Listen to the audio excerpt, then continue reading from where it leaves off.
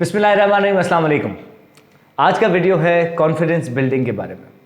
ये एक ऐसा टॉपिक है जो कि ना सिर्फ फ्रीलांसर्स और डिजिटल मार्केटर्स को बल्कि मेरे ख्याल में हर किसी को जो है वो इस पे इंटरेस्ट भी है, और ये एक वाहिद ऐसी चीज़ है जिसका चूँकि ताल्लुक़ हमारे ओवरऑल सक्सेस से और हमारे रिलेशनशिप से होता है। तो कॉन्फिडेंस बिल्डिंग एक ऐसा एरिया है जिसमें तकरीबन तमाम लोग ही इंटरेस्ट रखते हैं।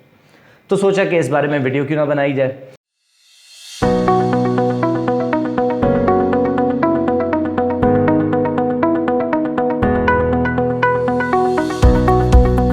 तो दोस्तों, कॉन्फिडेंस का जो कुलिया है, जो फॉर्मूला आज की वीडियो में हम डिस्कस करने जा रहे हैं, वो बेसिकली ये है कि आप में असल में कॉन्फिडेंस की कमी है ही नहीं।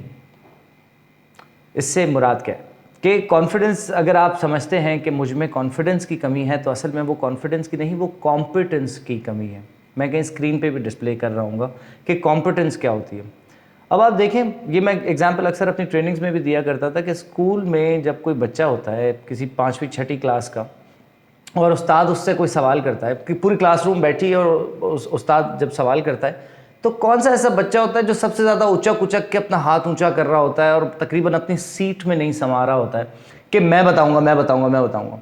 और कौन सा ऐसा स्टूडेंट होता है जो अपने बराबर वाले के आगे पीछे छुप रहा होता है कि मुझे ना पकड़ ले उस्ताद, जिसको जवाब पता होता है उस सवाल का, राइट? जो होमवर्क करके आया हुआ होता है, या जो भी वो टीचर की डिमांड पूरी करने के लिए बिल्कुल रेडी होता है कि जी मैं ये कॉपी तैयार है, मैंने काम कर लिया, उसमें सबसे ज़्यादा कॉन्फिडेंस होता है बनिस्बत उस स्टूडेंट के जिसने काम नहीं किया, जिसने होमवर्क नहीं किया।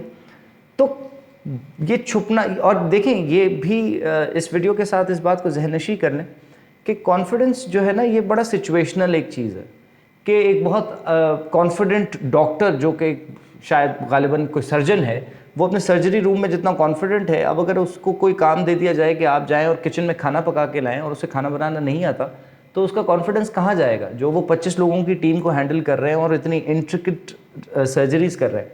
एक कॉन्फिडेंट आदमी है ना, एक कामयाब आदमी है, एक मोतबर आदमी है, पढ़ा लिखा आदमी है, फिर उसका कॉन्फिडेंस अचानक कहाँ चला गया? जैसे ही उसका डिपार्टमेंट चेंज हो जाता है, उसका एरिया ऑफ एक्सपर्टीज़ चेंज हो जाता है, कॉन्फिडेंस ख़त्म हो जाता है।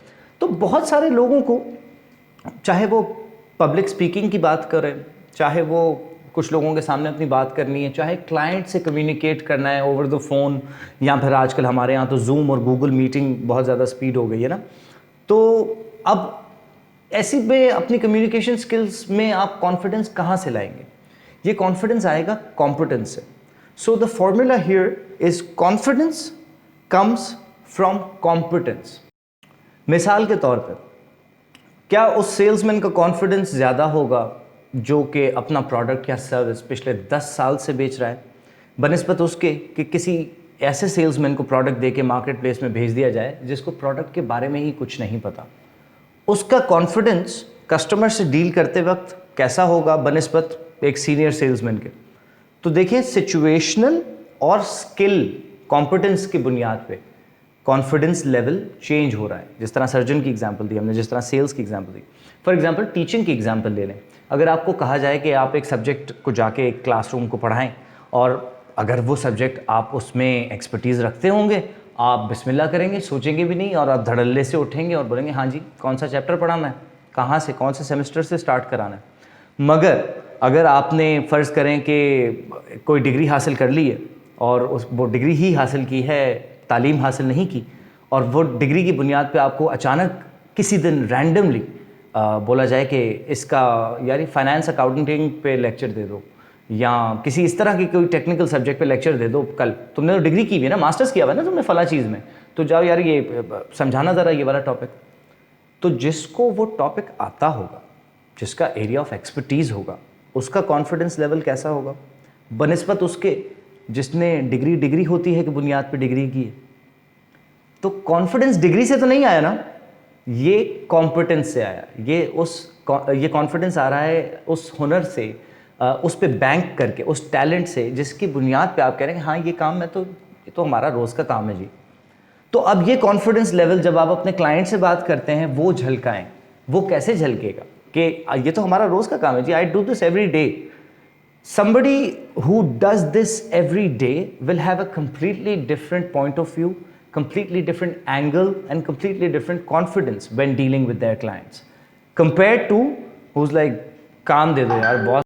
तीसरी और आखिरी एग्जांपल जो मैं इस पॉइंट को रियली समझाने के लिए कोशिश कर रहा हूँ वो ये कि फ़र्ज़ करें आप किसी फैमिली मेलाज होते हैं या वैरायटी शोज़ होते हैं, टैलेंट शोज़ होते हैं, आप किसी मॉल में गए हैं, फ़र्ज़ करें कोई मॉल है, वहाँ पे जी स्टेज लगा हुआ है और टैलेंट कंपटीशन हो रहा है और वहाँ पे जी कहा गया है कि जी आप अगर बहुत बेहतरीन सिंगर हैं, जो भी आप लोगों में से आएँ और गाना गाना चाहते हैं, आप आएँ गाना गाएं और जो अच्छा होगा उसको हम अभी के अभी एक गाड़ी दे देंगे, कोई टीवी दे देंगे, कुछ भी व्हाटएवर।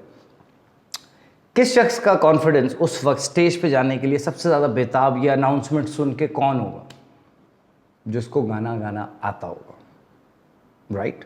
अब वो एक पब्लिक, मैंने एक मॉल की एग्जांपल या एक मेले की एग्जांपल इसलिए दी क्योंकि वहाँ पे वैरायटी के लोग, मुख्तलिफ़ किस्म की फैमिलीज़, मुख्तलिफ स्किल सेट के लोग आए हुए, तो यहाँ पे कॉन्फिडेंस, अब आपको वहाँ पे कोई घर वाले या फ़र्ज़ करें ज़बरदस्ती आपका नाम अनाउंस करके किसी तरीके से आपको, अगर आपको गाना नहीं आता और आपको स्टेज तक पहुँचा दिया गया और आपके सामने अब आवाम है और आप स्टेज पर हैं और आपको गाना गाना है, जबकि आपको पता है, ये बात अच्छे तरीके से पता है कि आप बहुत बुरा गाते हैं, तो आपका कॉन्फिडेंस, बहुत कम लोग होंगे जो कि बहुत पक्के मुंह से बहुत ही कॉन्फिडेंटली जो है वो ये परफॉर्मेंस भी दे आएँ और उनको पता भी होगा बुरा गाना है, मगर क्या है तो मैं स्टेज पे गा, बहुत कम लोग।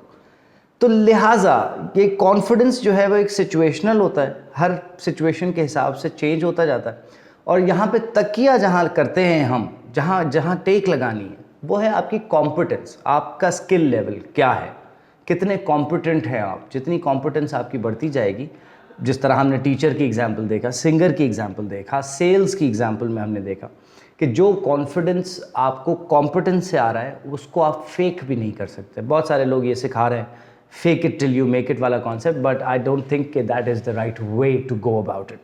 सो I think we made the point clear. Next time अगर आपको लर्जा हो रहा हो या आप अपने आप को अनकॉन्फिडेंट फील कर रहे हो, लिहाजा फोकस कीजिएगा कि आप अपना ऑफरिंग, अपनी वैल्यू ऑफरिंग पे लेके आएँ और इस बात से बाहर आ जाएं कि आप में कॉन्फिडेंस नहीं है। ऐसे कोई चीज़ नहीं होती कि कोई कॉन्फिडेंट लोग होते हैं, कोई अनकॉन्फिडेंट लोग होते हैं, नहीं। It's a situational thing. You can be extremely confident if you work for it. So आप अपनी स्किल लेवल पे फोकस करें, अपना ध्यान, अगर आपको अंग्रेज़ी बोलने में कॉन्फिडेंस की कमी आ जाती है तो आप अंग्रेज़ी को बेहतर करें, कॉन्फिडेंस ऑटोमेटिकली बेहतर हो जाएगा। अगर आपको सेल्स करते हुए इस कॉन्फिडेंस की कमी का शिकार आप अपने आप को महसूस करते हैं, क्लाइंट से बात करते हुए आपको ये फ़र्क आ रहा होता है कि I could have been more confident, तो लिहाजा आप अपनी सेल्स स्किल बेहतर करें, कॉन्फिडेंस ऑटोमेटिकली आ जाएगा। So hopefully you understand what I'm trying to say. If you agree with it, let me know in the comments. If you disagree with it, let me know. Maybe we can have a discussion about it. All right? So I'll see you in the next video.